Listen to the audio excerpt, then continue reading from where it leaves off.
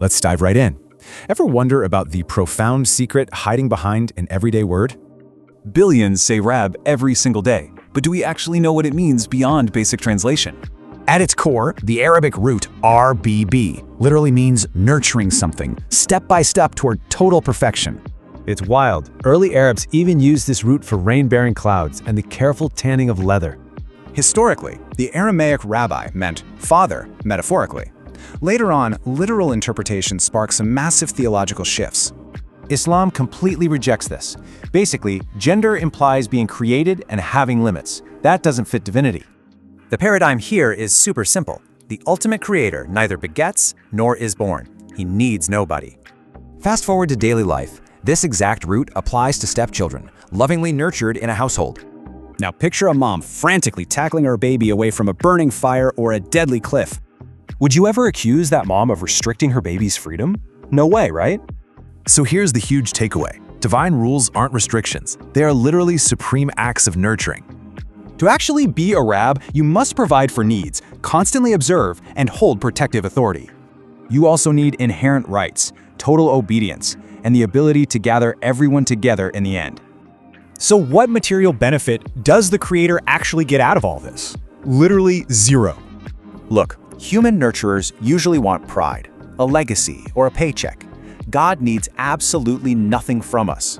The cosmic truth here? His entire lordship is driven 100% by pure, unconditional love. This completely explains why the very first Quranic revelation wasn't just, read in God's name. It was, read in the name of your Rabb. He introduced himself as nurturer first. Shouldn't we? Hey everyone, and welcome to The Explainer. Today we're tackling something pretty incredible. We're unpacking a single word that honestly contains an entire universe of meaning.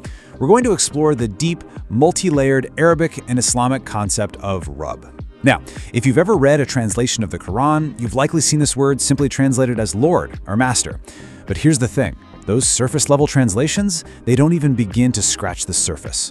We're going to move way beyond those basic definitions today and uncover a profound, active process that literally touches every single aspect of existence. Okay, let's dive into this. Here is our roadmap for the deep dive today. First, we'll look at the root meaning of Rabb. Second, from metaphor to polytheism, the father fallacy. Third, we'll discuss orphans and adoption in Islam. Fourth, the 6 core principles of nurturing. And finally, humans expect, Rabb nurtures with love. All right, section 1, the root meaning of Rabb. We're peeling back the linguistic layers of a truly profound word. So what does it actually mean? Well, the fundamental Arabic root of Rabb translates to Terbiye etmek. Now hold on, this doesn't mean to rule over something with an iron fist. It actually means to nurture, to sustain, and to raise something step by step from its most primitive, raw state to its absolute glorious perfection. It's really important to understand that this isn't just a static title of royalty. It is a highly active, continuous, and deeply caring process of development. Now, what's really interesting about this slide is how this concept pops up across the Arabic language through its linguistic relatives. Take a look at these. Rabab refers to a rain-filled cloud. Why? Because the cloud nurtures the dry earth. Rabtul Adim refers to the act of tanning leather, taking this raw, stiff hide and conditioning it step by step into something supple and useful. And Rababar is the head of a household who maintains and manages the home. Rain clouds and tanning leather share the exact same linguistic root as the divine name, because they all involve taking something raw and nurturing it to its very best possible state. It's like a giant linguistic puzzle where all the pieces fit perfectly. There's also this absolutely fascinating Arabic grammar rule at play here. You see, Rabb is originally a verbal noun, the act of nurturing itself. But in Arabic grammar, when a subject performs an action so flawlessly, so incredibly perfectly, the word for the action literally becomes the name for the doer. So the creator does this nurturing so perfectly that he doesn't just do the nurturing, he is the nurturer. The act and the title become the exact same thing. Let's clarify this even further by comparing a few terms. Often, Rab is equated with Sayyid, which means master, or Malik, meaning owner. But there is a crucial difference here. A Sayyid is a master over humans, right? You wouldn't call someone the master of a rock or a tree. But Rab, the nurturer, applies to absolutely all of creation. It is the force that sustains the orbit of the planets and the metabolic functions of your very cells. It is this universal, life-sustaining care, not just some social hierarchy. Moving right along to Section 2, from metaphor to polytheism, the father fallacy, the theological impact of misunderstood metaphors. Our source material maps out this wildly fascinating historical shift. Back in Aramaic, which was the language of Jesus, the term rab was used as a metaphor for an elder or a respected father figure. But the source argues that over generations, a massive linguistic drift took hold, and that cultural metaphor was mistakenly taken literally. Think about that. What started as a metaphor of deep respect, referring to the creator as a nurturing father, eventually morphed into literal biological interpretations. According to the Islamic perspective presented in our source, this specific shift is the very root that led to polytheism and the concept of the Trinity, completely altering the theological landscape forever. And honestly, this historical context explains a highly specific, super powerful linguistic choice in the Quran. The verse lem yelid translates to, he did not cause to beget. In Islamic theology, the divine has no gender. Why? Well, because gender implies a biological need for a counterpart, which completely contradicts the entire concept of an infinite, uncreated creator. The source makes the case that this specific linguistic choice was meant to permanently seal the door against literal interpretations of those ancient metaphors. All right, Section 3, Orphans and Adoption in Islam. Let's ground these ancient linguistic roots in some real-life social impacts. So is adoption forbidden in Islam? It's a really common misconception, and our source material tackles this question head-on with a powerful, linguistically driven argument that emphasizes pure compassion over rigid bureaucracy. The whole argument centers on the words rabib and rabibe, which share a root word and mean stepchildren raised in the home.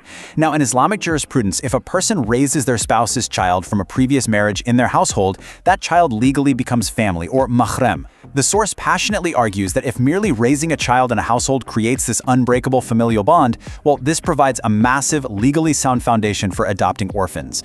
The ultimate goal of Islam here is mercy, justice, and protecting the vulnerable. Adopting an orphan and nurturing them under your roof is considered one of the greatest acts of Terbiye, and it should be celebrated and legally supported, not made overly complicated. And this brilliantly illustrates our next point. Section 4, the 6 core principles of nurturing. Let's look at the core framework of the nurturer. True nurturing actually requires this really delicate balance of providing care while also maintaining authority. Here are the 6 pillars of that framework. First, the nurturer meets absolutely all the needs of the nurtured. Second, they supervise and guide them. Third, because they guide, they naturally must hold ultimate authority. Fourth, this immense level of care gives the nurturer inherent rights over the one being raised. Fifth, they logically expect obedience for the good of the nurtured. And sixth, in the grand theological sense, the ultimate nurturer gathers all of creation in the end. It's a complete, totally inescapable system of care. Now, some might look at those principles, especially the authority and obedience parts, and just see restriction. But think about it. Would you ever, in a million years, accuse a mother of restricting her baby's freedom if she forcefully pulled that baby away from the edge of a cliff? No way. You'd call it an act of fierce, loving protection. So the crucial takeaway here is this. Divine boundaries, rules, and authority are not restrictions on human freedom at all. They are the ultimate acts of protection from an entity whose perspective and wisdom infinitely dwarf our own. Which brings us to Section 5. Humans expect, Rab nurtures with love. The ultimate nurturer. When you really break it down, there is a stark, absolute difference between human and divine nurturing. Human nurturing is almost always, at its core, transactional. Parents nurture to leave a legacy, or, frankly, to avoid societal shame. Teachers teach for a salary. Caregivers provide care for a wage. But the divine nurturer, Allah, has absolutely zero needs. He expects no physical return, no salary, no boost to his ego. Every single act of providing, sustaining, and guiding is done purely out of infinite, unconditional love. And this boundless love creates what we can call a universal umbrella. The act of divine nurturing applies to everyone and everything indiscriminately. It literally doesn't matter if you are a devout believer or someone who entirely denies the Creator. Our source points out something wild. Even Pharaoh, a figure of ultimate historical arrogance, was nurtured. His heart beat, his lungs drew breath, his cells divided, all because he was sustained by his Rab. The nurturer doesn't just cut off oxygen when a human is ungrateful, right? The care remains absolute. This whole concept builds directly into the very foundation of the Quran. اقرأ باسم ربك الذي خلق. Read in the name of your Rabb who created. These are the very first words revealed. Think about the profound weight of that choice for a second. The divine didn't use the name for the judge, or the king, or the all-powerful. No, the very first introduction to humanity was Rabb. Read in the name of your ultimate loving nurturer. So I want to leave you with a bit of a provocative thought to chew on. If Rabb means the one who develops us step by step toward perfection, is the human intellect itself just another manifestation of this ultimate loving nurture? Your very ability to process these thoughts right now, to wonder about your place in the universe, is all of that a direct result of being perfectly, endlessly nurtured? It completely changes how you view every breath you take, doesn't it? Thank you so much for joining me on this explainer. Keep journeying, keep questioning, and we'll catch you on the next one. Imagine if a single misunderstood metaphor, just one word that was taken literally instead of figuratively, actually accidentally birthed one of the world's largest religions. Right. Like, what if a beautifully poetic way of describing our relationship with the universe was, mistaken for a biological reality, and human history just completely pivoted on that one grammatical error? I mean, it is a staggering premise. It really forces us to confront, the fragility of human communication. Yeah. And how entirely dependent our grandest institutions are on the translation of, ancient syllables. So today, for you listening, we are wading deep into that fragility. We're unpacking an incredibly dense, provocative lecture by theologian Mustafa İslamoğlu. And it is a masterclass. It really is. And the entire focus of this masterclass, like the absolute center of gravity for everything we are about to discuss in this deep dive, is a single Islamic theological concept. Just one word. Right, a single word, which is Rab. And, usually this gets translated into English simply as Lord. Yeah, which we'll see is inadequate. Yeah, it's totally inadequate because calling the Rab a lord is, it's like calling a supernova a sparkler. That's a good way to put it. It's a monumental understatement. So we're going to explore how misunderstanding this word's true meaning, which is something closer to the ultimate nurturer, might have literally changed history. Yes. And we'll get into how it challenges strict traditional laws around adoption today and why it totally redefines what we even think of as worship. And I think it's really important to establish right up front that we are going to be exploring all of this strictly through the lens of this specific lecture. Right, exactly. We are analyzing the linguistic and theological framework presented in the source material. We aren't endorsing it or taking sides. We're impartially reporting on how pulling one tiny linguistic thread can unravel and reweave your entire understanding of a culture. Because normally when we talk about translating a word, you expect precision. Right, like an X-ray. Yeah. You look at an English word, you find its Spanish equivalent, and the image is clear. The dictionary just points and says, apple means manzana. And it's comforting. It is comforting. We like things to be perfectly categorized. Instantly. But when you step into the world of classical linguistics, and especially ancient theology, that X-ray machine just shatters. Yeah, you aren't dealing with one-to-one labels anymore. Not at all. You are dealing with entire cosmological worldviews compressed into a few consonants. And Rab is perhaps, the ultimate example of this. Okay, so let's jump right into the deep end of this muddy linguistic water. The lecture starts by completely dismantling the English word Lord, right. Because when I hear Lord, I immediately think of a medieval king on a throne. Sure, a guy with a crown. Yeah, someone with a heavy crown, giving orders, collecting taxes, someone very distant, a ruler. But the root of Rab in Arabic, what the speaker calls the lexical framework, it paints a completely different picture. Doesn't mean to rule, does it? No, it doesn't. It actually means to educate, to reform, and to nurture. Which is such a profound shift in power dynamics, if you think about it. It really is. A king rules from above and remains completely separate from his subjects. Yeah.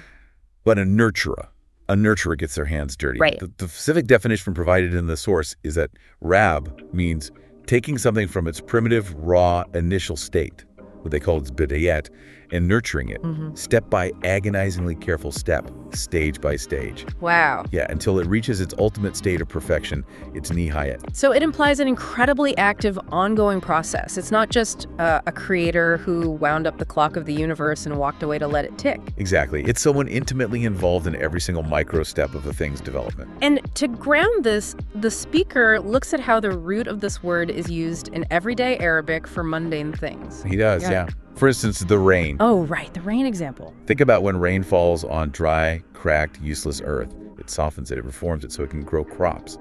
So the rain-bearing cloud is actually referred to with a derivation of this root. So the cloud is acting as a nurturer to the soil. Exactly. And there was another example that really stuck out to me in the material, a tanner, like someone who works with leather. Yes. That's a very visceral example. Yeah. Because think about what a tanner actually does.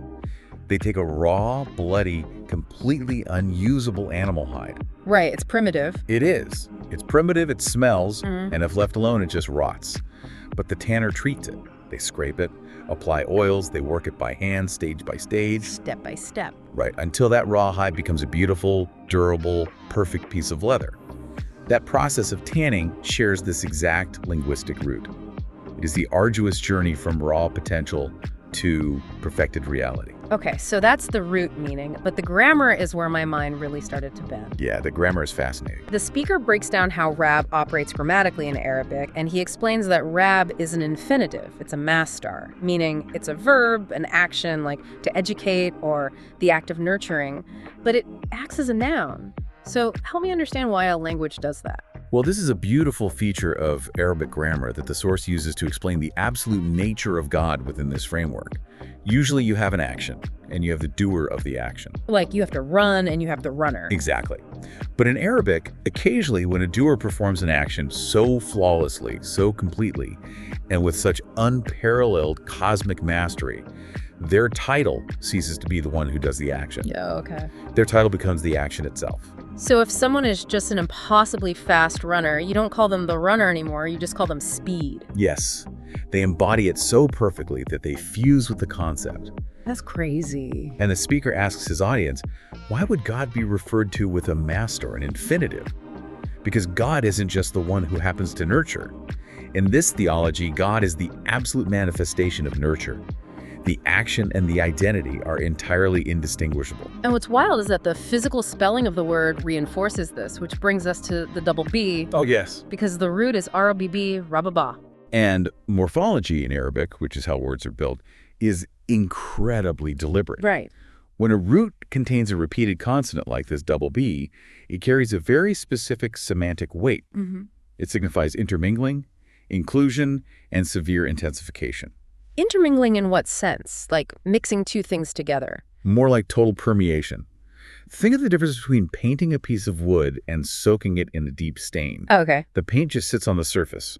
That's a superficial relationship. But the stain intermingles with the fibers of the wood. It penetrates it completely.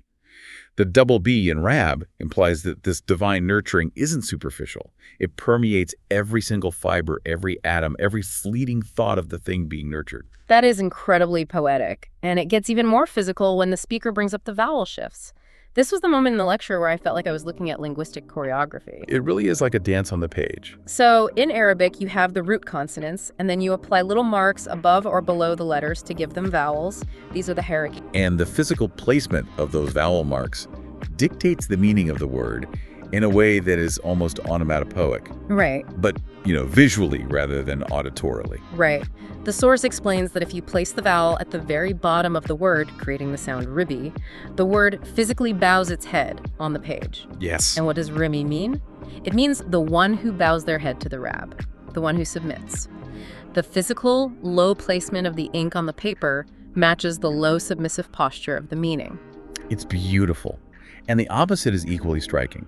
If you place the vowel at the top of the word, a mark called a dam, which makes an oo sound, giving us rub, the word physically lifts its head. Yeah. The speaker explains that rub in Arabic denotes something that is rare, scarce, singular, or elevated, above everything else. It's like musical notation. A high note implies ascension, a low note implies descent.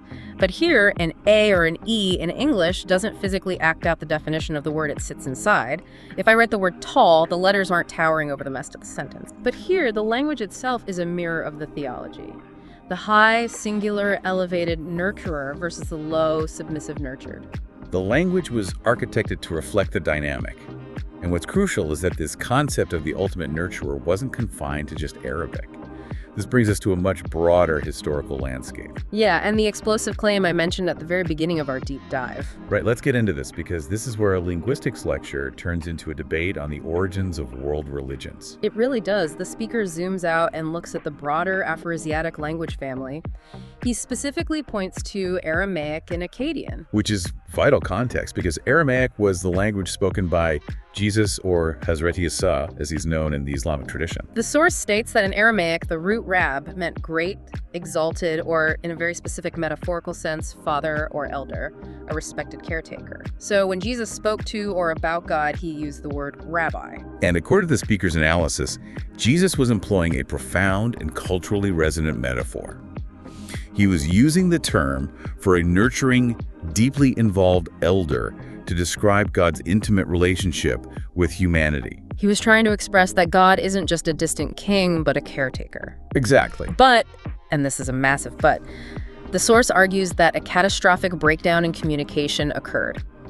The lecture claims that ignorant followers, and the speaker uses the term kahiller, meaning the unlettered, or those lacking deep comprehension, took Jesus' metaphor completely literally. Right. The argument presented is that because Jesus metaphorically called God Father in the sense of the ultimate rab or nurturer, later followers who were disconnected from the nuance of that Aramaic metaphor assumed he must be the literal biological son. Okay, I need to stop you there and just, push back on this on behalf of the listener. Because we are impartially reporting the source's claims, but we have to acknowledge the immense weight of what is being said here. Is the speaker seriously suggesting that the entire foundation of the Trinity, a theology that has spanned 2 millennia, built empires, and fundamentally shaped Western civilization, boils down to ignorant people taking a metaphor too literally? That feels incredibly reductive. How does he actually defend that historically? Well, it is an incredibly bold reductionist claim from a secular historical perspective. But from the Islamic theological perspective the speaker is working within, it is a perfectly consistent explanation for how pure monotheism fractured. Okay. His defense isn't necessarily a historical archaeological dig, it's a textual and philosophical defense. He argues that when you entrust high-level metaphors to people who only understand literal realities, corruption is inevitable. Wow. He views the development of the Trinity not as deliberate malice by early Christians, but as a tragic linguistic snowball effect, a failure of translation that hardened into dogma. A metaphor that fell into the wrong hands and calcified into literal truth. It really makes you wonder, outside of theology, how many of our modern societal beliefs or cultural foundations are just ancient metaphors that we collectively forgot were metaphors. That's a great point. We run our lives on idioms we take as gospel. We do. And from the speaker's perspective, this literalization of rabbi turned pure monotheism into shirk, which is the Islamic concept of associating partners with God. To counter this, the speaker points to how the Quran responds to this specific historical misunderstanding. He looks at Surah Al-Ikhlas. Oh, this is a foundational, incredibly famous chapter in the Quran. It's essentially the definitive statement on who God is. Exactly. And the speaker performs a brilliant piece of textual analysis on one specific phrase in that chapter, Lem Yelid, which translates to he begets not, or he does not give birth. But the speaker points out a massive, highly specific grammatical choice here that acts like a theological scalpel, right? Yes. The verb Yelid is masculine. Literally translated, it means he is not a father. The speaker asks the audience to consider why the Quran would use a masculine verb for giving birth. If the text simply wanted to state that God doesn't give birth in a biological sense, it logically should have used the feminine form, lem telid, she is not a mother. Right, because in the biological reality of humans, females give birth. Exactly. So by specifically and intentionally using the masculine form, the Quran is surgically refuting the Christian concept of God the Father. Okay, that is wild. So the grammatical choice is a direct historical rebuttal to the literalized metaphor of the Aramaic rab. Precisely. By saying Lem Yelid, the Quran is essentially stating, God is indeed the ultimate nurturer, but he is absolutely not a literal father in the way that metaphor was misunderstood. It's grammar being deployed to correct a historical error. It's absolutely fascinating. But you know, what I really appreciate about this lecture is that it doesn't just float in the clouds of cosmic history and ancient debates forever. The speaker brings this concept of the ultimate nurturer crashing right down into our living rooms today. He does. He pivots from theology to sociology, specifically the structure of the household, and he introduces the term Rabadar. Which traditionally translates as the master of the house, right? It does. But based on everything we've established about the root Rab, the speaker insists we have to discard the word master.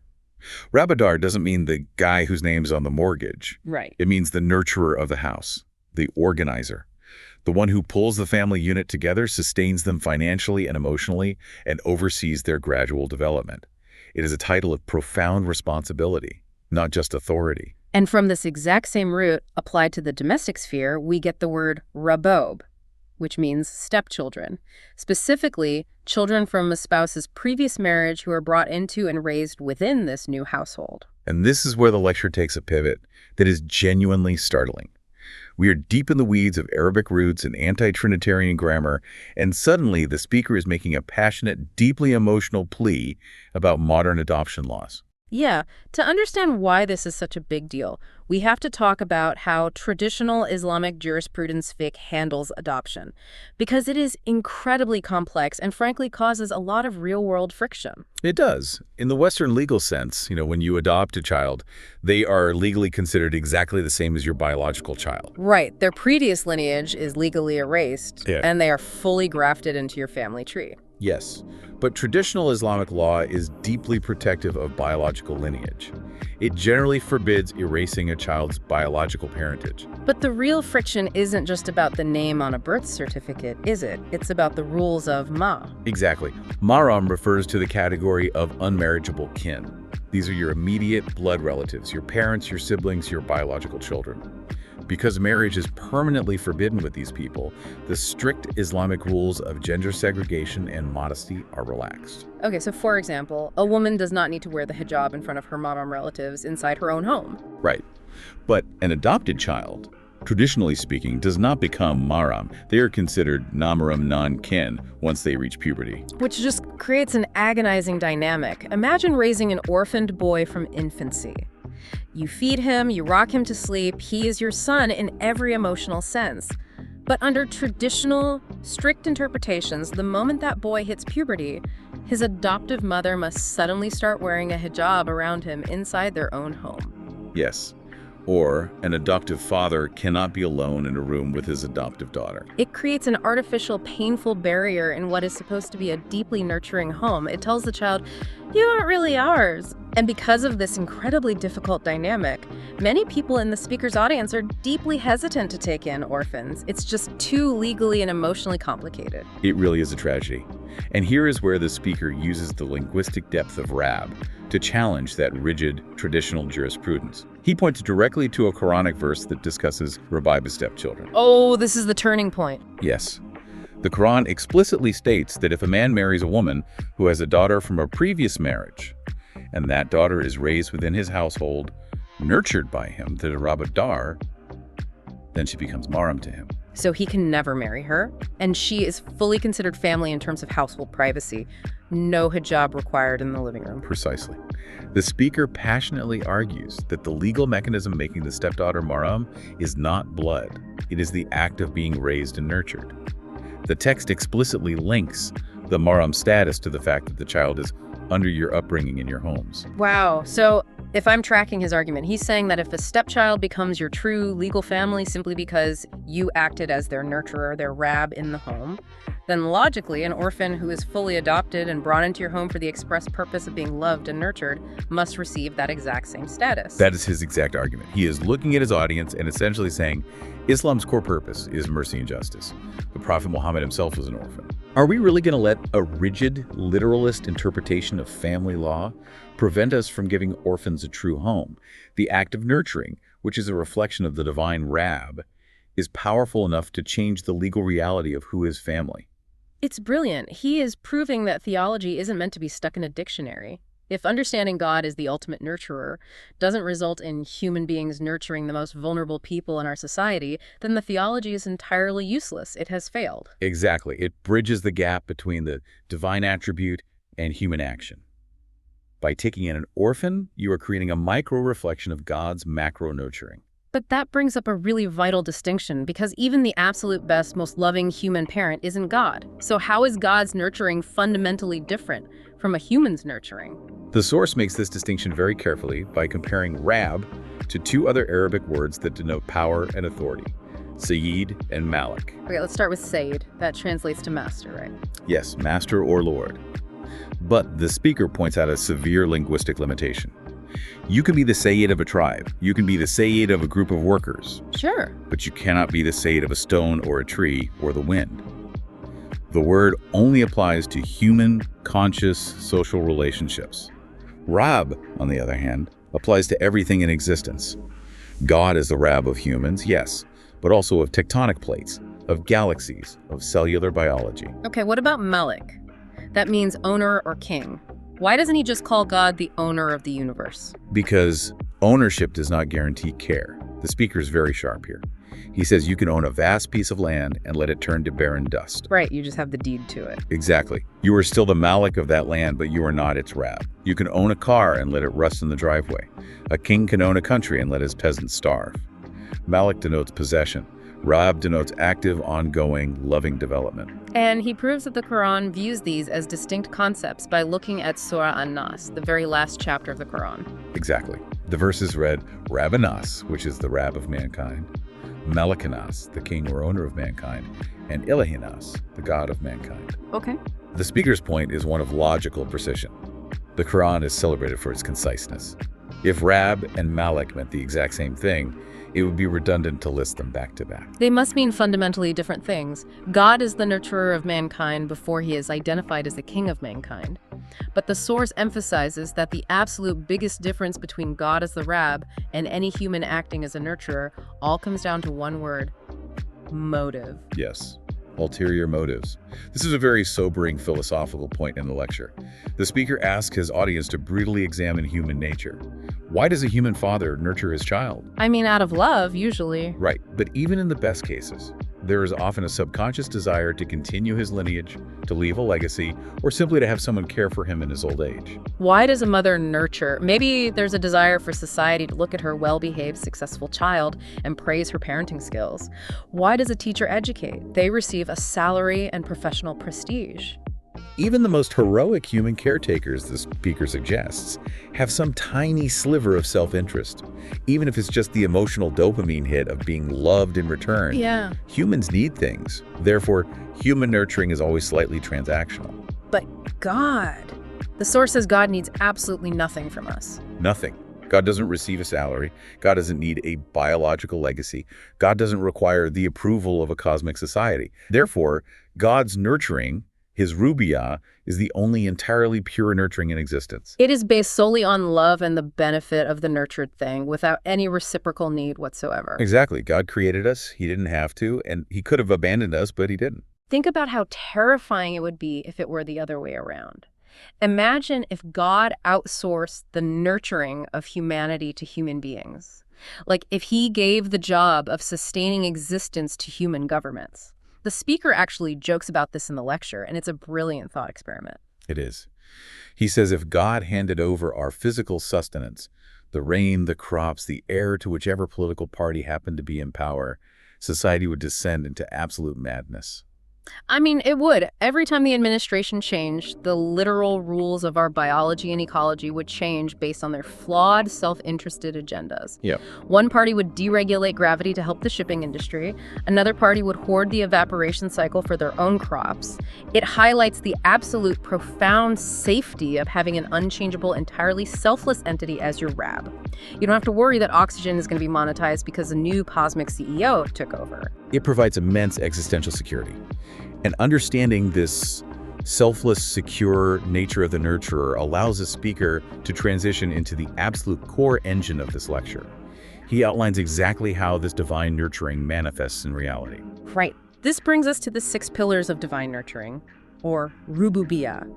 We're going to spend some serious time here because this is where the theology really touches the pavement. Let's unpack each of these 6 concrete ways the Rab interacts with existence, starting with pillar number 1, providing needs. The first pillar is simple in concept, but infinitely complex in execution.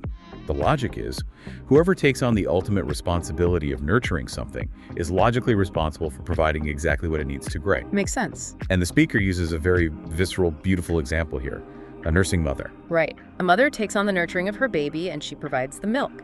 But the speaker pushes us to look past the surface layer of that interaction, doesn't he? He asks the audience, did the mother design the milk? Did she architect the biological delivery system? Did she engineer the exact nutritional balance of fats and proteins required for human infant brain development? No. She just has the desire to feed her child, and her body does the rest. Exactly. She is the conduit.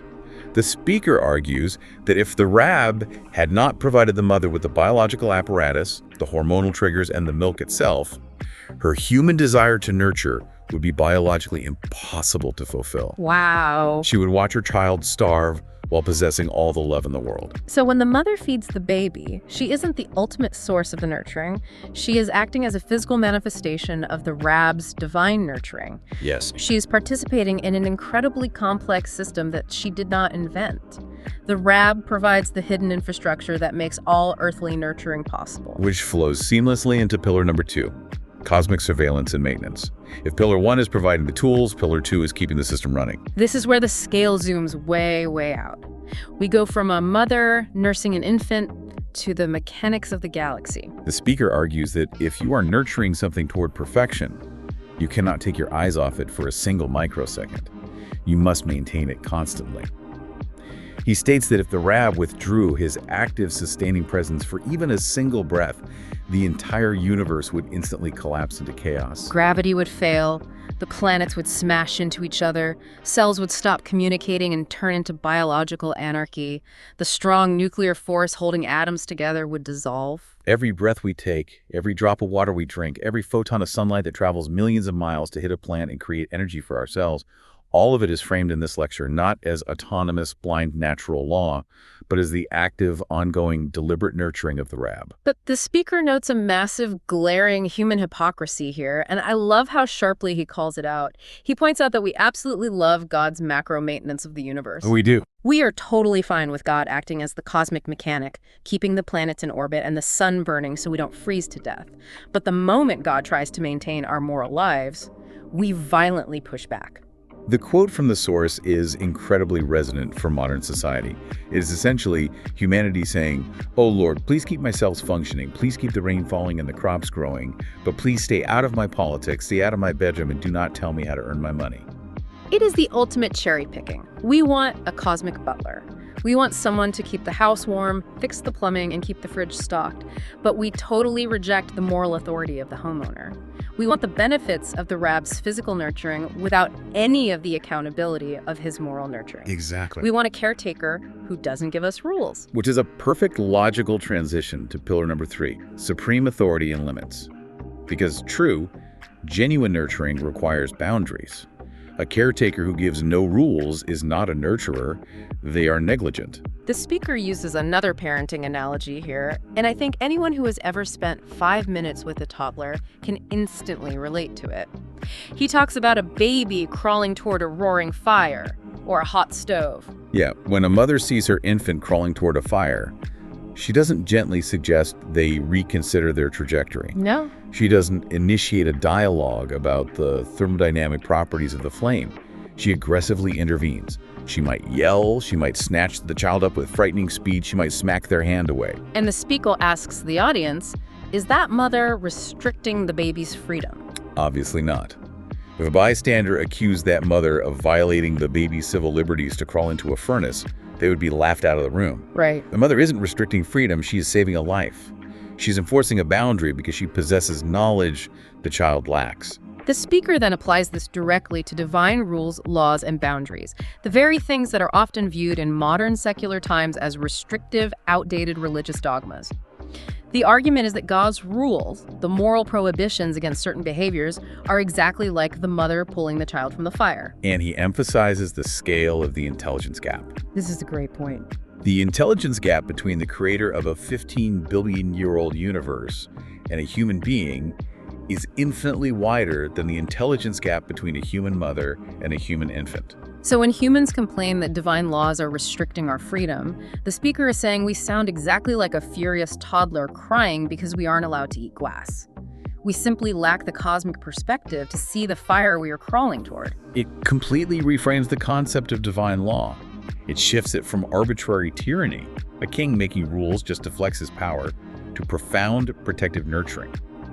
The rules exist solely because the nurturer knows what will destroy the nurtured. Okay, that brings us to pillar number 4, rights over the nurtured. This one is heavy, and it really challenges our modern obsession with utter autonomy. It follows logically and inevitably from the previous 3 pillars. Because the Rab provides everything you need to exist, maintains your biology moment to moment, and protects you with supreme authority and knowledge, the Rab inherently possesses absolute, undeniable rights over the creation. The speaker asks rhetorically, can anyone logically deny this? If you didn't create yourself and you don't sustain your own heartbeat while you sleep, the entity that does all of that has a fundamental right over how you operate. You are not a self-made entity. Which brings us to the existential climax of this section, pillar number 5. How do we respond to those rights? Pillar 5 is about worship as mere acknowledgement. This might be the most profound philosophical point in the entire source material. It completely shattered how I view religion. It's very powerful. The speaker addresses the concept of paying God back. As humans, we have a deeply ingrained transaction-obsessed mindset. You do a favor for me, I buy you lunch, we are even. Right. We apply this to religion all the time.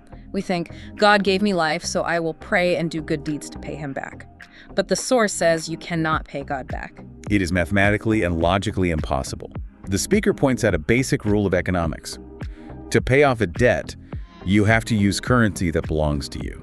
You cannot use currency that already belongs to the entity you owe. Exactly. If I owe you $100, I can't sneak into your house at night, steal your wallet, take $100 out of it, and hand it back to you the next morning to pay off my debt. That's absurd. I haven't paid you anything, I just handed you your own money. But the speaker says that's exactly what we try to do with God. The speaker states it beautifully. To pay God back, you'd have to find lungs. He didn't invent. You'd have to use time. He didn't create. You'd have to breathe air. He didn't provide. Every single tool you could possibly use to pay God, your physical body, your sharp mind, your lifespan, the energy in your muscles to bow in prayer, was given to you by him in the first place. You are using his capital to try and pay off your debt to him. It's bankrupt math. So, if we cannot possibly pay the debt, what is the point of worship? Why do it at all? Right. The speaker argues that worship isn't a transaction. It's not a payment plan. It is merely the acknowledgement of an unpayable debt. It's raising your hands and saying, you have an absolute right over me, you have given me everything, and I acknowledge I can never, ever repay it. And the incredible grace of this system, according to the source, is that the Rab accepts this mere acknowledgement as sufficient. You say, I owe you everything, and the Rab says, debt forgiven. It is the ultimate expression of the selfless, non-transactional nurturing we discussed earlier. It destroys the idea of karma, or buying your way into heaven. Okay, the final pillar, pillar number 6, the gathering. This is the concept of the afterlife, or the eschatology of the Rab. The speaker notes that the root meaning of Rab also includes the concept of gathering or collecting things together. Ultimately, the nurtured must return to the nurturer.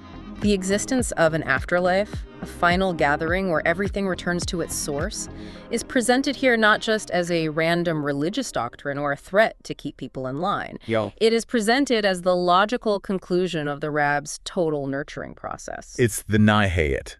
Remember that word from the beginning. The ultimate state of perfection or completion. The journey from the primitive raw state to the final gathering in the presence of the Rab. The physical and spiritual education of humanity culminates in this final return. So if God is this all-encompassing ultimate nurturer of absolutely everything, providing the infrastructure for every breath and every cell, does that include the people who hate him? Does that include the tyrants and the monsters of history? This leads us to section 6, universal nurturing versus exclusive worship. This is a crucial distinction in Islamic theology that the speaker highlights to explain the problem of evil and divine sustenance, the difference between Rab and Ilah. We've established Rab is the nurturer. What is Ilah? Ilah means the god or deity that is chosen to be worshipped by an individual. The source explains that God is the Rab of everyone and everything, unconditionally, regardless of their belief, their morality, or their behavior. The sun shines on the saint and the serial killer equally. The biological systems, the cellular mitosis, the respiratory function of a tyrant work the exact same way as the biological systems of a saint. The speaker uses specific historical and Quranic examples to illustrate this: Pharaoh, Nimrod, and Moses. Yes, Moses is a prophet who worshipped God. He recognized God as his Elah. Pharaoh and Nimrod were arrogant tyrants who, according to the text, literally declared themselves to be gods on earth. Yet the speaker points out that God nurtured Pharaoh and Nimrod physically, just as much as he nurtured Moses. Even those who declare themselves to be gods like Pharaoh only exist, they only have the breath in their lungs to make that arrogant claim, because the true Rab is actively keeping themselves together at that exact moment.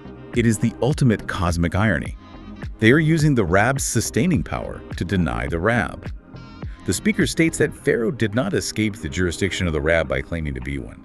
He merely committed an act of supreme arrogance while still being entirely pathetically dependent on the true Rab's nurturing, just to form the words of his denial. So God is the Rab of all automatically, but he is only the Elah, the worshipped deity of those who freely choose to recognize him.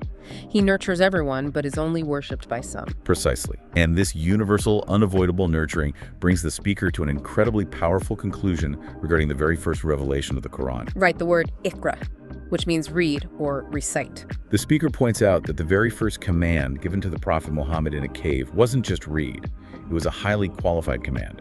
Read in the name of your Rab who created. Iqra bismi Rabbi. Yes, the speaker synthesizes this beautifully. By attaching the command to read directly to the name Rab, the Quran is establishing that intellect, reading, learning, science, and the pursuit of knowledge are not secular acts separate from the divine. They are direct manifestations of divine nurturing. You can only read, you can only comprehend these complex ideas, you can only listen to this deep dive, because the Rab meticulously nurtured the evolutionary biology of your brain, the physics of light hitting your retina, and the cognitive architecture required to parse language. Every act of learning, every scientific discovery, every book read is an interaction with the Rab's nurturing. The universe is the text, the intellect is the tool, and both were provided and are maintained by the nurturer. To read in the name of the Rab is to acknowledge where the ability to read came from. Okay, we need to take a breath and zoom out. We have covered a staggering amount of ground. We started with the physical posture of a double B and some vowel marks in an ancient Arabic root word. And from that microscopic linguistic seed, we grew an entire worldview. We explored the nature of physical and spiritual existence, the historical divergence of major world religions over a misunderstood Aramaic metaphor, a surprisingly progressive argument for adoption laws based on the definition of a household nurturer, and the absolute, undeniable, unpayable debt of every single breath we take. But as we land the plane here, there's a specific tone the speaker strikes at the very end of his lecture that I want to discuss. It's not triumphant. No, it's not. It's not a joyous celebration of theology. It's almost melancholic. He talks about the burden of knowledge. Yes. The source ends on a very heavy, deeply introspective note. The speaker actually admits to his audience, understanding tires a person. He's basically referencing that old saying, ignorance is bliss. He is. He implies that deeply, truly comprehending the gravity of who the Rab is, understanding the sheer, terrifying scale of his macro maintenance of galaxies and the micro maintenance of ourselves, and realizing our absolute crushing dependence on him is an exhausting burden for the human soul to carry. It's like suddenly becoming hyper-aware of your own heartbeat and breathing, but on a cosmic, existential scale. That's a great analogy. If you really sit alone in a quiet room and realize that you don't own your lungs, you don't own your time, and you owe a debt you mathematically cannot pay to an entity of supreme authority, it's terrifying. It strips away all of our comfortable human arrogance. Ignorance allows us to walk around thinking we are self-made. It allows us to think that we are the Sayyid or the Malik of our own little universes. We think our paychecks keep us alive, not God. Right. True knowledge shatters that illusion. And the realization of our intense vulnerability and absolute dependence is, as the speaker says, deeply tiring. You can never unsee it. Which leaves us with a final provocative thought. I want to address you, the listener, directly. We've talked a lot about debts and transactions today. Think about this. If worship isn't a transaction, and you can never, ever truly pay back the debt of your own existence, wait, I mean, if you can never pay it back, does that thought make you feel incredibly guilty or incredibly free? It's a profound paradox, because human nature dictates that an unpaid debt causes crushing guilt. But if you owe a debt you literally cannot pay, and the creditor knows you cannot pay it, and asks only that you acknowledge it, maybe the only logical response left, the only thing you can actually do without being delusional, is just exist in a state of pure gratitude.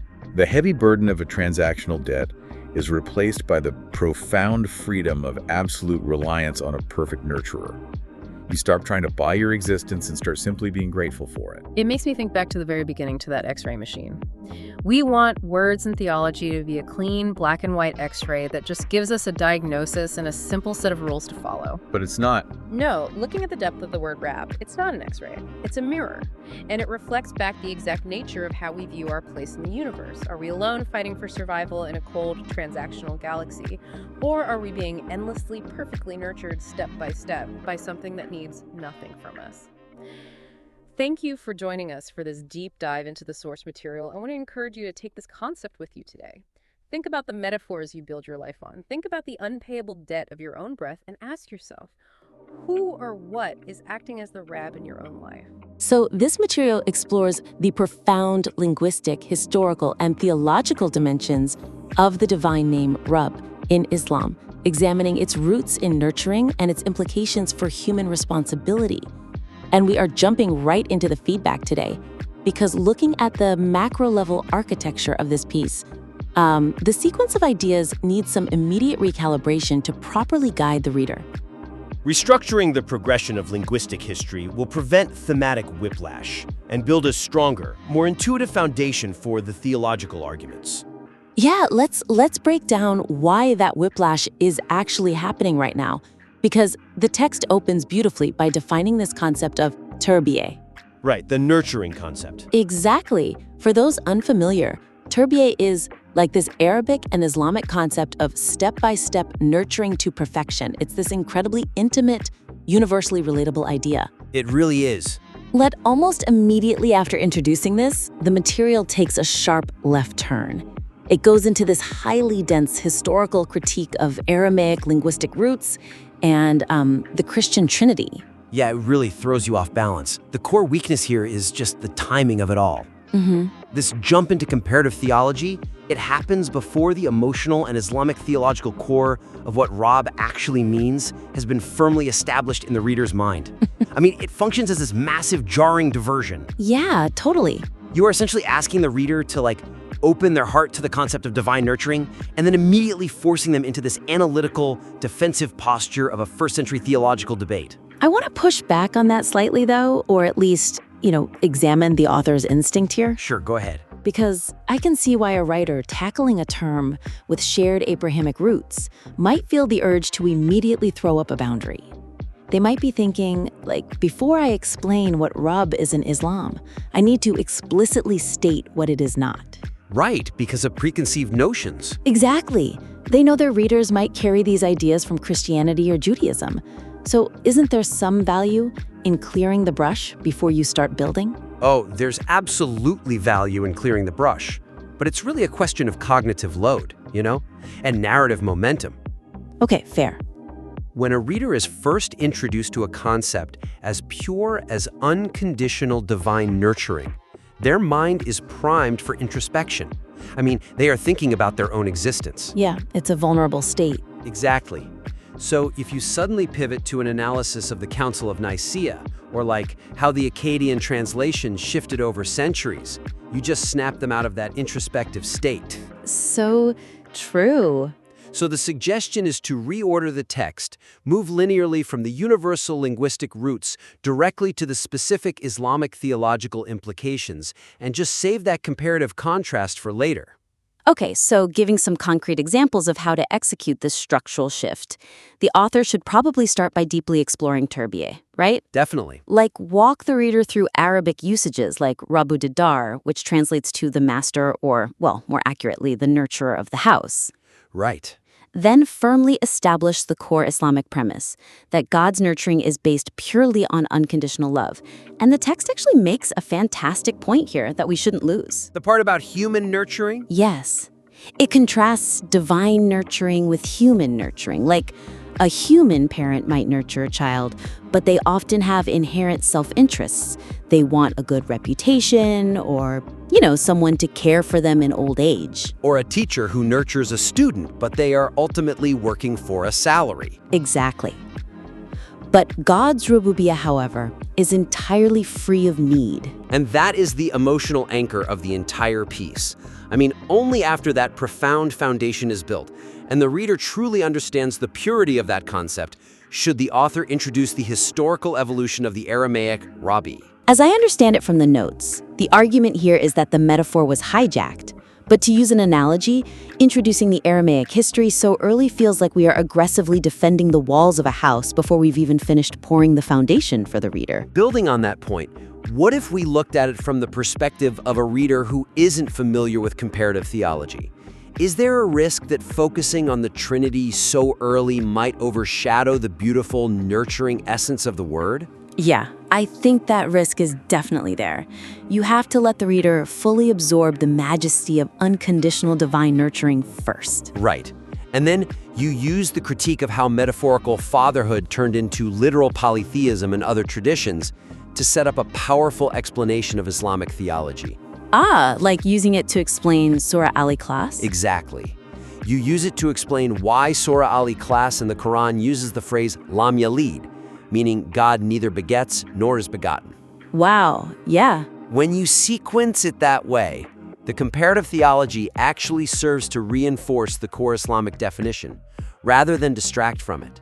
The contrast hits so much harder because the reader now has a baseline of truth to compare it against. That makes so much sense. And if we pull the comparative history back, we leave the reader with a much clearer, unbroken path to explore the purely linguistic mechanics of the word Rab. Which are fascinating. They are. But as I was reading through the sections detailing the Arabic grammar, I noticed a very distinct shift in the author's voice. It felt, hesitant? I saw that too. Integrating the complex Arabic grammatical nuances seamlessly into the main narrative will eliminate the need for jarring meta-commentary and preserve the author's authority. The specific weakness we need to address here is, it's a very common trap for experts writing for a mixed audience. The apologizing. Yes. The author repeatedly pauses the discourse to explicitly apologize for detailing the dense Arabic grammar. They bring up double consonants and vowel changes, but frame them with this sort of meta-apology. Yeah, essentially writing, excuse me for getting into the weeds here, but the scholars in the audience need to see this evidence. Right. So a key theme running through this material seems to be the tension between accessibility and academic rigor. But doesn't stopping to apologize for the grammar actually alienate the lay reader more than the grammar itself? It's like a tour guide apologizing for a steep hike right before revealing a stunning view. That makes sense, but could the presentation of the linguistics also support a different approach? I wonder if we've considered that the lay reader actually craves this level of depth, provided it directly answers a "why does this matter to my faith?" question. Oh, that's a really good point. Right? Whenever a writer uses meta-commentary to manage audience expectations, they yank the reader out of the world of ideas and force them back into the mundane reality of reading a document. Yeah, it totally breaks the immersion. And furthermore, apologizing for the material subtly implies that the upcoming information is a boring chore, rather than a vital, fascinating insight. I understand the instinct, though. I really do. Arabic grammar is famously dense. It's highly technical. Oh, absolutely. So if I'm a lay reader picking up a theological text, wouldn't I appreciate a heads up that we are about to look under the hood? Like, doesn't the apology act as a necessary courtesy so the reader doesn't feel ambushed? It might be intended as a courtesy, but psychologically, it pre-programs the reader for fatigue. You are basically telling them this next part is going to be difficult and dry. Huh. Yeah, I see what you mean. So the suggestion here is to show the relevance of the linguistics rather than apologizing for them. The author should seamlessly link every single grammatical point directly to a profound, emotional, theological takeaway. Frame it as a feature, not a bug. Exactly. The goal is to frame the linguistic depth not as an academic burden, but as the secret key that unlocks the absolute beauty of the text. Let's give some concrete examples of how to do this, because the source material actually contains incredible phonetic details that are, frankly, currently being undermined by these apologies. Yeah, like the vowel shifts. Right. The author needs to dive straight into the mechanics of the vowels and just own them. Explain how the shift from rab to ribi changes the meaning. In Arabic, the kasra vowel is a small diagonal stroke placed below a letter. And it's so visual. It is. The author can explain that the vowel physically dropping below the letter beautifully and visually signifies submission. And then contrast that with the dhamma vowel. When the word shifts to rube, the dhamma is a small curl placed above the letter. The author can seamlessly explain how lifting the vowel above the text elevates the word itself to signify rarity and exaltedness. To use an analogy, we shouldn't treat these grammatical markers like complex algebra that needs an apology. We should treat them like musical chords. Oh, I love that comparison. Because if you are analyzing a piece of music, you don't apologize for pointing out a minor chord. You simply say, notice how the composer drops this note a half step, and suddenly the entire piece feels melancholic. Right, you're just pointing out the artistry. Exactly. The author needs to treat the Arabic vowel shifts the exact same way. Dropping the vowel literally changes the emotional resonance of the word. And the exact same principle applies to the consonants. The text explores the doubled consonant in the word rabab. Instead of treating it purely as a morphological rule, they can connect it directly to the concept of elements deeply intertwining. Wow, yeah. Just as the two B's merge into one another in the pronunciation, God's nurturing intertwines inextricably with human existence. When you break it down like that, it's not dry grammar at all. It's like visual theology. The physical placement of a pen stroke alters the spiritual posture of the word. It really does. A vowel literally bows down in submission or raises its head in majesty. And if you make the grammar emotionally resonant for the layperson in that manner, the apology becomes entirely unnecessary.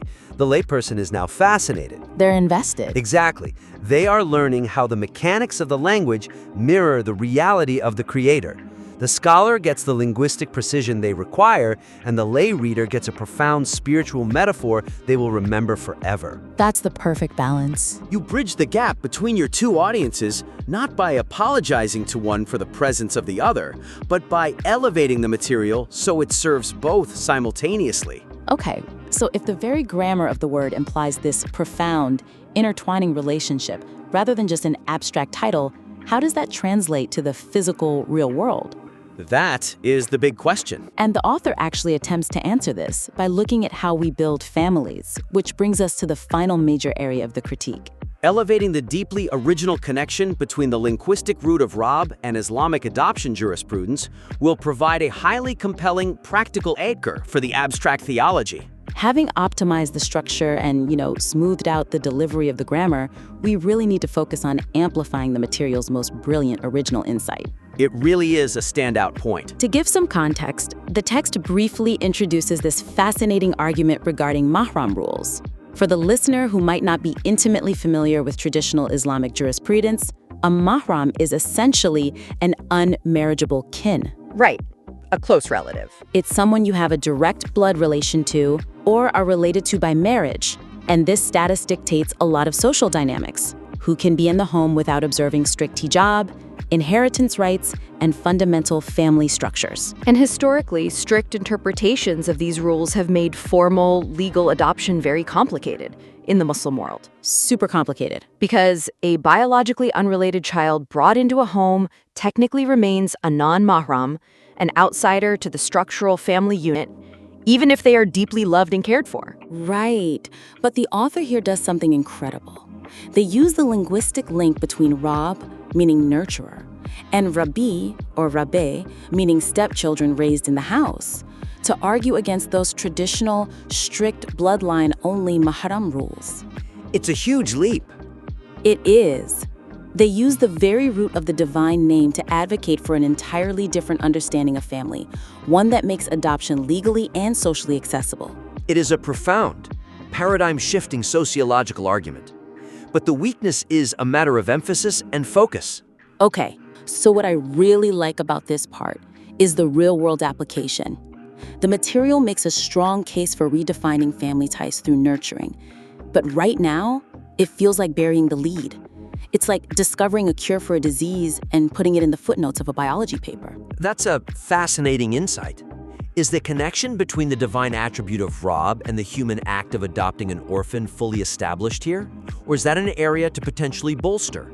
What if we looked at it from the perspective of how a society mimicking the Rab attribute would structurally function? Right, because right now, this massive societal solution is treated as a passing tangent.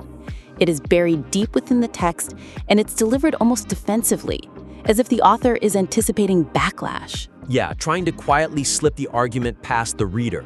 But why do writers do this? Why take the most explosive, world-altering point in your research, the one that solves an actual human crisis, and hide it in paragraph 47 as a brief aside? I think often it comes down to the fear of controversy, or like a kind of academic imposter syndrome. Definitely. Challenging centuries of established Makram jurisprudence is a heavy intellectual lift. The theoretical linguistics feel safe. They are objective facts on a page. But the practical, sociological application is where the friction lives. Exactly. So writers tend to minimize it to protect themselves from critique. But a piece of writing this strong needs to step into that friction. So the suggestion then is to drag this argument into the light. Expand this point from a fleeting observation into a central case study. Make it the focal point. The author needs to use it as the ultimate undeniable proof of the piece's thesis, that God's rububiyah, his nurturing, is inherently linked to mercy, justice, and practical human welfare. It takes the theology out of the clouds and plants it firmly on the ground. We need concrete examples of how to structurally elevate this. Like, the author must dedicate a prominent, standalone section entirely to the Rabbi concept. Absolutely. Contrast the traditional restrictive interpretations with this new, empowering argument. Right. Make the case that being nurtured, experiencing Tedbiye in a hujra or hane, meaning the physical home, legally and structurally creates family. It essentially argues that nurturing supersedes bloodlines. Yes. The text briefly mentions the orphan crisis, but this standalone section needs to connect the dots explicitly. Show the impact. Demonstrate that understanding the true meaning of Rab isn't just about reciting Ikra Bismi Rabbika, read in the name of your Lord, the nurturer, with the correct pronunciation. It is a mandate to practically solve human suffering through applied principles. Exactly. I mean, if a theological concept doesn't change how we treat the most vulnerable members of society, what is its actual utility? That's the real question. By elevating this adoption argument, the author proves that the correct linguistic understanding of Rab has the power to literally change legal frameworks and bring mercy into actual homes. It transforms the piece from a very good linguistic study into an urgent, indispensable social manifesto. It proves the utility of the theology perfectly. The author notes early on that human nurturing is so often based on selfish motives, but adopting an orphan, bringing a child with no biological relation into your home purely to nurture them out of love, mercy, and a sense of duty, that is the closest a human being can possibly get to the unconditional, selfless nurturing of God. It is the ultimate earthly mirror to the divine reality. And if you make that the climax of your piece, you leave the reader absolutely speechless. It's the perfect synthesis of everything the piece is trying to achieve. You spend the first sections defining the majesty of divine nurturing and the flawless linguistic structure that supports it. The reader's captivated. Yeah, they're hooked. Then, in the final act, you hit them with the practical application. You say this isn't just a theory about ancient grammar. This is how we heal a fractured society. Wow. So just to summarize the actionable steps we've laid out for the author today. First, reorder the text to ensure the macro structure serves the reader's cognitive load. Build the emotional and theological foundation of unconditional love first, before introducing comparative histories like the Aramaic roots or the Trinity, just to prevent that thematic whiplash. Second, completely eliminate the meta-apologies regarding the dense Arabic grammar. Trust the material. Seamlessly tie those phonetic mechanics, like the vowel drops and doubled consonants, directly to emotional and spiritual takeaways. In third, take that brilliant original argument regarding Rabbi and Islamic adoption jurisprudence and elevate it from a passing tangent into a central case study. use it to prove the practical, world-changing impact of this theology on the modern orphan crisis. The depth of the linguistic research in this material is truly remarkable. And we want to thank the listener for submitting such a rich, thought-provoking piece. We warmly invite you to submit your revised work or any future materials back in for another critique. We started today by asking what happens when you understand the mechanics of a single word. By restructuring this piece, owning the sheer beauty of the Arabic linguistics without apology, and anchoring the theory in the profoundly real-world act of adopting an orphan, this text is more than just define a concept. It actively invites the reader to experience and ultimately replicate the nurturing essence of the divine. Welcome to the debate. When we look at human systems like city planning or architecture, we usually see these very rigid grids. Right. Blueprints and concrete borders. Exactly. Concrete borders that tell us exactly where one property ends and another begins. And that's generally how we think of jurisprudence, right? Of legal frameworks. It is clean, it's categorical, and bounded. But then you look at a living forest. Above ground, you see distinct trees with clear space between them. But underground, there is this massive, tangled root system that completely ignores those artificial property lines. It pushes up new life in totally unexpected places. It's a much messier, organic system. Right, and today we are looking at a conceptual tension in our source material that perfectly mirrors this dynamic. We're exploring the linguistic roots of the divine name Rab, which is often translated as Lord or Nurturer. The question we are grappling with is pretty profound. We're asking, should the expansive, deeply interconnected linguistic roots of divine concepts be allowed to actively reshape and expand strict theological and legal boundaries? That tension between the blueprint and the forest is exactly where we are operating today. And I'd argue the stakes of that question couldn't be higher. We are essentially asking how much flexibility is inherent in divine law. I will be taking the stance that while tracing the linguistic roots of a word like Rab uncovers incredibly beautiful, sweeping metaphors, using root word associations to reinterpret established legal boundaries is a dangerous overreach. And I will be arguing that the deep linguistic meaning of Rab, which centers on gradual nurturing and love, provides us with a flexible, intention-based framework that should actively reshape and resolve modern social crises. Right, and my fundamental concern today is that if you let those linguistic associations blur the strict categories of traditional theology, you risk a complete structural collapse. We have historical precedents showing exactly how dangerous that can be. I see where you're coming from, but where I struggle with that strict adherence to the blueprint is that it often leaves real people trapped outside the walls. I see this linguistic depth not just as poetic trivia, but as a dynamic, intention-based framework. The source material argues that the essence of Rab, which is all about nurturing, provides tools to resolve real-world problems.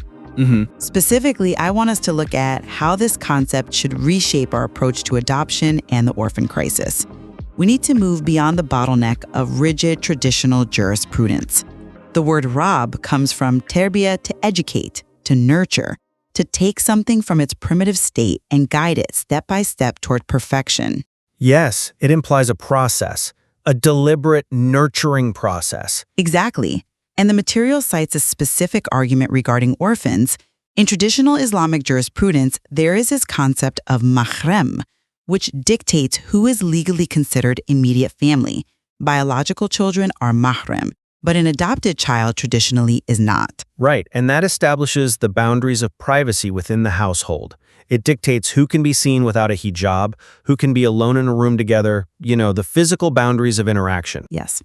And because of that structural friction, traditional families often avoid adoption entirely, which leaves countless orphans in institutions. But this is where the source points out a fascinating linguistic exception. If a man marries a woman who has a daughter from a previous marriage, and that stepchild is raised in his home under his roof, she attains the full legal status of mahrem. The biological link isn't there with the stepfather, but the familial privacy is established. Okay. And the linguistic derivative for that stepchild raised in the home is rabib, a word sharing the exact same root as Rob. So the material suggests that if the mere act of nurturing a child in your home creates this legal familial bond for a Rabib, then this same principle of nurturing should supersede rigid traditional jurisprudence for adopted children as well. The essence of Rob is the act of nurturing, not just biological genetics. Look, I want to acknowledge the absolute beauty of those linguistic connections. I mean, tracing the legal reality of the stepchild back to the divine concept of nurturing is historically and linguistically fascinating. But I have to emphasize the absolute necessity of definitional precision here. Well, precision is important, sure. It is foundational. You are taking a very specific legal exception, the stepchild, who, let's remember, still has a biological anchor to one of the spouses, and using a shared root word to blow the doors off the traditional legal framework for a completely different category, blurring strict legal and theological categories based on root word themes, is exactly what the source material warns us against. But the source itself is advocating for this expansion regarding orphans. I mean, it wants us to use the linguistic depth to solve the humanitarian crisis. It does explore that, yes. But it also provides a devastating historical counterexample of what happens when you play fast and loose with linguistic metaphors. We have to look at the mechanics of how that happens. The material draws our attention to the Aramaic and Syriac linguistic family, specifically the language of Jesus. Let's look at the word rabbi. Okay, the historical angle. Right. In that first century context, Jesus used rabbi to refer to a revered elder, a teacher, a nurturing father figure. It was a metaphor of deep respect. Exactly. It was a linguistic metaphor. But how did that metaphor mutate into a literal theological claim? Early followers felt immense spiritual connection, and they used the term out of deep reverence.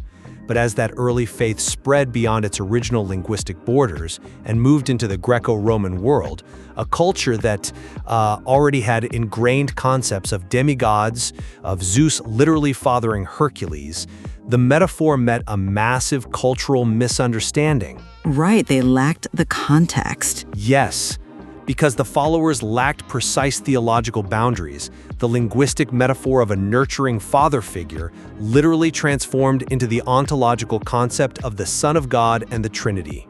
It fundamentally altered strict monotheism. I see why you think that, but let me give you a different perspective on this. You are overlooking the fundamental difference in scale here. You are equating a theological heresy regarding the very nature of God with a sociological mechanism designed to care for human beings. Extending the concept of rabbi to adopted children isn't a careless metaphor floating into a new culture. But the mechanism of drift is exactly the same regardless of the scale. I have to disagree. It is actively aligning our legal practice with the ultimate purpose of the faith, which the text explicitly states is mercy and justice. Think of it this way. Clinging to the strictest interpretations of traditional jurisprudence regarding adoption, while ignoring the thousands of orphaned, suffering children, is like meticulously studying the grammar of a recipe. Okay. You are analyzing the measurements, you're debating the exact translation of the ingredients, but you are actively refusing to bake the bread to feed a starving child sitting right in front of you. The essence of Rob demands action. To create a bottleneck where people refuse to adopt because of household privacy complications is to betray the very objective of the law. I'm sorry, but I just don't buy that. Let me tell you why. I understand the emotional weight of that recipe analogy, but what you are suggesting isn't just baking the bread. It's more like removing the control rods from a nuclear reactor because you want the warmth to heat the room. That's a bit extreme, don't you think? Not at all. The intention, seeking warmth, seeking mercy, is undeniably good. But the lack of absolute, rigid boundaries inevitably causes a meltdown. Once you say, well, the root word means nurturing, so the traditional legal boundary doesn't matter, where does it stop? You are utilizing the exact same mechanism of linguistic drift that created the literal fatherhood of God. But we can safely use the linguistic root without committing that category error, because the text itself provides a bridge between divine attributes and human actions. It's the concept of tajelli, or manifestation. It explains how human beings can participate in divine attributes without claiming to be divine. I'm very curious to hear how you think tajelli bridges this gap without breaking the system. Well, the source gives this deeply moving example of a mother nursing her baby. It asks, how does she do this? She doesn't do it independently. The physical apparatus, the complex biological system that produces the milk, the overwhelming instinct to feed and protect, all of this is a direct manifestation, a taselli of Allah's rububiyet, his act of nurturing.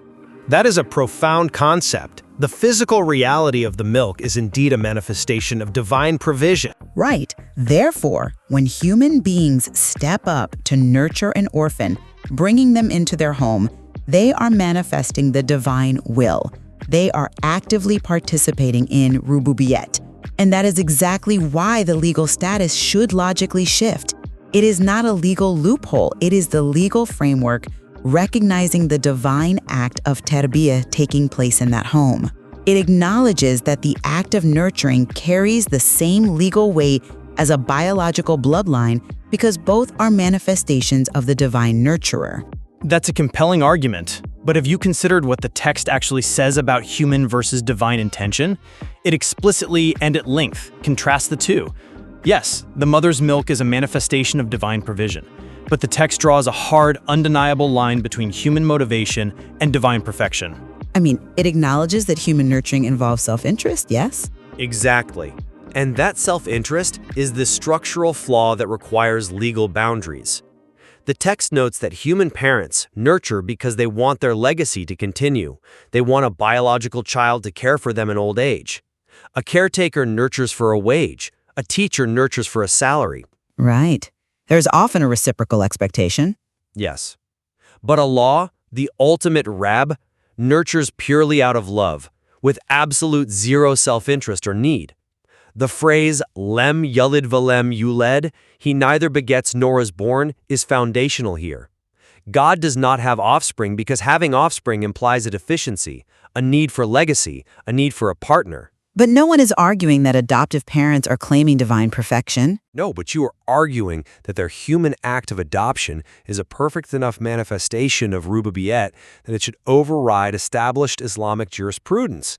Because human and divine nurturing are fundamentally, categorically different in their purity and motivation, we cannot seamlessly translate divine attributes into human legal frameworks. Human acts are inherently flawed and self-interested. Well, That is precisely why the blueprint, the strict legal boundaries, exist in the first place. You need the control rods because human intention is volatile. That is a fair critique of human nature, I'll give you that. But the fact that human nurturing is flawed doesn't mean we shouldn't attempt to emulate the divine attribute to the best of our ability. In fact, it means we should rely on the expansive nature of the attribute to cover our flaws. Look at the sheer universality of Rub in the text. Okay, how so? The source makes a fascinating point. Allah is the Rub of everyone, not just the believers, not just the prophets. The text explicitly mentions that God was the Rub of Moses, but also the Rub of Pharaoh and Nimrod. Right, the text makes the point that if God's rububiyet didn't cover Pharaoh, Pharaoh wouldn't even have the breath in his lungs or the cellular function to make his arrogant claims against God in the first place. Exactly. It is an infinitely expansive, boundless umbrella. It covers the tyrant just as it covers the prophet. It provides breath, gravity, sustenance to all of them without discrimination. So if the core concept of the word rub is so infinitely expansive that it sustains even the greatest adversaries of faith, why should the legal application of rububiyet, the stepchild or adopted child, be narrowly and rigidly restricted to biological anchors? Why artificially limit a concept that the source itself proves is universally inclusive? If God's nurturing reaches Pharaoh, shouldn't our legal framework of nurturing reach an orphan? Because you are ignoring the second half of what it means to be a Rab. You are focusing entirely on the provision of breath and milk and completely ignoring the provision of boundaries. The source provides a definition of authority that we absolutely cannot sidestep. It states that a nurturer inherently has a right over the nurtured, and this right demands obedience. But obedience to what end? To the end of perfection, right? The step-by-step Terbiye? Yes, and how is that perfection achieved? It isn't just through boundless, formless expansion. The text uses a very visceral analogy of a mother and a baby near a fire or a cliff edge. A baby doesn't understand the danger of the flames, it just sees something bright and fascinating. So the mother throws herself forward, screaming, physically grabbing the baby and pulling it back from the fire. Now the baby might feel its freedom is being violently restricted. It might cry because it wanted to touch the pretty fire. But the source asks a vital question. Is the mother restricting the baby's freedom, or is she saving its life? Well, she is saving its life, obviously. Right. And the text uses this exact mechanism to explain why God sets strict limitations and legal boundaries. It explicitly asks, why do people find it strange that God sends prophets, reveals books, and lays down strict, sometimes uncomfortable prohibitions? These boundaries are not a lack of mercy. They are the very definition of Terbiye. I see the parallel you're drawing. They are the mother pulling the child from the fire. Therefore, the strict boundaries of traditional jurisprudence, including the complex, perhaps frustrating rules around adoption and household privacy, might actually be the fire guard. They might be the protective boundary keeping the whole sociological structure intact. To casually dismantle them because we want to apply an expansive linguistic definition of mercy is to act like the child who thinks the mother is being cruel by keeping them away from the cliff. I hear that, but the mother in that analogy pulls the child back to save it from destruction. The traditional rules as they are applied today to orphans are not saving children from destruction. They are leaving them in underfunded institutions. If a boundary is causing the most vulnerable members of society to suffer, it is no longer a fire guard. It has become the fire itself. But you can't just... The source argues that the verses dealing with who is family already contain the mechanism for this expansion. The stepchild becomes family simply by being raised in the home. The home is the crucible of Terbiye. The act of nurturing is what creates the bond. But again, the stepchild still has a biological link to one of the spouses. There is an existing structural anchor in the blueprint. You are suggesting removing the anchor entirely and replacing it with pure action. And I have to go back to the source's warning about the Syriac rabbi. Okay, back to the historical drift. Yes, because it's crucial. The followers of Jesus felt immense love, immense mercy, immense spiritual connection to him. They felt that calling him the literal Son of God was the highest, most expansive expression of that love. Their intention was undeniably pure, just as the intention to care for orphans is pure. True, the intention wasn't malicious. Exactly. But pure intentions paired with loose linguistic boundaries destroyed the theological bedrock of their faith. The source is warning us, do not let the warmth of a beautiful metaphor burn down the structural integrity of the house. I think we are arriving at the true crux of our disagreement here, and it really comes down to how we view the mechanics of divine law and motion. To summarize my position in light of our discussion today, understanding Rob as a continuous, perfecting process of nurturing love requires us to adopt an expansive, dynamic approach. Right. The source material shows us that the linguistic roots of our theology aren't just historical artifacts. They are alive. They are meant to be utilized. When we understand that human nurturing, like taking in an orphan, is a direct tasheli, a physical manifestation of divine rububiyat, we are obligated to ensure our legal frameworks reflect that reality. We must ensure that divine mercy translates into tangible solutions, not bureaucratic roadblocks. And to summarize my stance, precisely because Rob represents ultimate, flawless, divine authority, its boundaries must be strictly respected. The source material is brilliantly profound in its linguistic exploration, but it explicitly uses the historical tragedy of the Trinity to warn us about the mechanics of drift. The danger of overextending the metaphor. Exactly. When a linguistic metaphor, no matter how beautiful or well-intentioned, is allowed to override precise definitional boundaries, the integrity of the system collapses. True mercy, true Terbiye, includes the control rods. It includes the absolute boundaries that protect us from our own flawed human overreach. It is genuinely remarkable to reflect on the immense depth of the source material we've explored today. To think that a single linguistic root, Ra-B-B, can simultaneously open up vast historical discussions about the translation errors of world religions, the nature of the Trinity, and the incredibly intimate modern details of family privacy and adoption. It shows how interconnected the abstract theology and the practical reality truly are. It really does. It forces us to confront the fact that theology is never just theoretical. The words we use to describe the divine have immediate, sometimes terrifyingly powerful consequences on how we structure our societies and our homes. There is always a profound tension between the expansive spirit of a word and the protective letter of the law. There absolutely is. And as we leave you today, we encourage you to look back at that forest we mentioned at the start. When you think about the structures that guide your life, do you view the ultimate authority behind them primarily as an expansive, underground root system of nurturing force, constantly breaking new ground and ignoring artificial borders? Or do you see it as the necessary, precise, protective boundary that keeps the whole fragile ecosystem from collapsing into chaos? The answer to that question might just change how you see the entire world around you. Thank you for joining us. We will leave that final judgment to you. This is The Brief on the Islamic concept of the divine name Rabb. Based on a lecture by Mustafa İslamoğlu, we're unpacking how this term, usually just translated as Lord, actually reveals a profound continuous relationship that completely flips our view of divine authority. First, let's look at the literal root, which means to educate, discipline, and nurture something step by step, right up to perfection. It isn't just about creating us once, it's about actively sustaining us. Think of a mom nursing her baby. Sure, she provides the care, but the biological system itself, the milk, those bodily functions, well, that's God's continuous active rububiyet, or nurturing, at work. Second, because God is this ultimate nurturer, He naturally establishes boundaries. Now, you might be wondering, wait, if this is all about loving nurture, why are there strict divine rules? Well, think of a mom yanking her toddler away from a fire.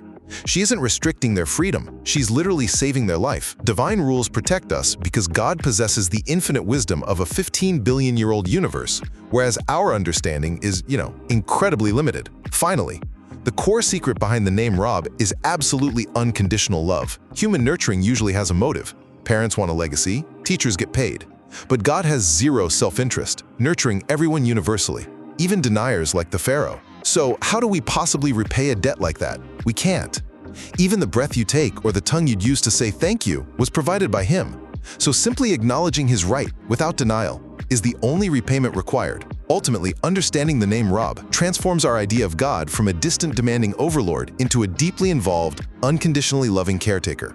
This is The Brief on the Islamic concept of the divine name Rabb. Based on a lecture by Mustafa İslamoğlu, we're unpacking how this term, usually just translated as Lord, actually reveals a profound continuous relationship that completely flips our view of divine authority. First, let's look at the literal root, which means to educate, discipline, and nurture something step by step, right up to perfection. It isn't just about creating us once, it's about actively sustaining us. Think of a mom nursing her baby. Sure, she provides the care, but the biological system itself, the milk, those bodily functions, well, that's God's continuous active rububiyet, or nurturing, at work. Second, because God is this ultimate nurturer, He naturally establishes boundaries. Now, you might be wondering, wait, if this is all about loving nurture, why are there strict divine rules? Well, think of a mom yanking her toddler away from a fire. She isn't restricting their freedom, she's literally saving their life. Divine rules protect us because God possesses the infinite wisdom of a 15-billion-year-old universe, whereas our understanding is, incredibly limited. Finally, the core secret behind the name Rabb is absolutely unconditional love. Human nurturing usually has a motive. Parents want a legacy, teachers get paid. But God has zero self-interest, nurturing everyone universally, even deniers like the Pharaoh. So how do we possibly repay a debt like that? We can't. Even the breath you take or the tongue you'd use to say thank you was provided by Him. So simply acknowledging His right, without denial, is the only repayment required. Ultimately, understanding the name Rabb transforms our idea of God from a distant demanding overlord into a deeply involved, unconditionally loving caretaker. This is The Brief on the Islamic concept of the divine name Rabb. based on a lecture by Mustafa İslamoğlu, we're unpacking how this term, usually just translated as Lord, actually reveals a profound continuous relationship that completely flips our view of divine authority. First, let's look at the literal root, which means to educate, discipline, and nurture something step by step, right up to perfection. It isn't just about creating us once, it's about actively sustaining us. Think of a mom nursing her baby. Sure, she provides the care, but the biological system itself, the milk, those bodily functions, well, that's God's continuous active rububiyet, or nurturing, at work. Second, because God is this ultimate nurturer, he naturally establishes boundaries. Now, you might be wondering, wait, if this is all about loving nurture, why are there strict divine rules? Well, think of a mom yanking her toddler away from a fire. She isn't restricting their freedom, she's literally saving their life. Divine rules protect us because God possesses the infinite wisdom of a 15-billion-year-old universe, whereas our understanding is, incredibly limited. Finally, the core secret behind the name Rab is absolutely unconditional love. Human nurturing usually has a motive. Parents want a legacy, teachers get paid. But God has zero self-interest, nurturing everyone universally, even deniers like the Pharaoh. So how do we possibly repay a debt like that? We can't. Even the breath you take or the tongue you'd use to say thank you was provided by him.